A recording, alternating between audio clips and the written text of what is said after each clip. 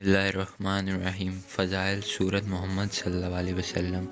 حضرت ابی بن کعب رضی اللہ تعالیٰ عنہ سے روایت ہے کہ رسول اللہ صلی اللہ علیہ وسلم نے فرمایا، جو شخص سورت محمد صلی اللہ علیہ وسلم پڑھے گا تو اللہ تعالیٰ کے لیے یہ ضروری ہوگا کہ وہ اسے جنت کی نہروں سے پلائے۔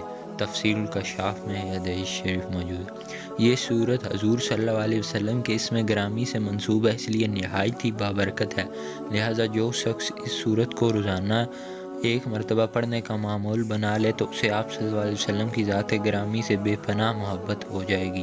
جو شخص تہجد نماز کے بوقت تہجد پڑھنے کے بعد سورت محمد صلی اللہ علیہ وسلم کو چند بار پڑھنے کا معمول بنا لے تو اللہ تعالیٰ اسے ایسی عزت بخشے گا کہ وہ دنیا داروں کو وہ عزت حاصل نہ ہوگی اور وہ شخص چشم خلائق میں منظور نظر ہو جائے گا۔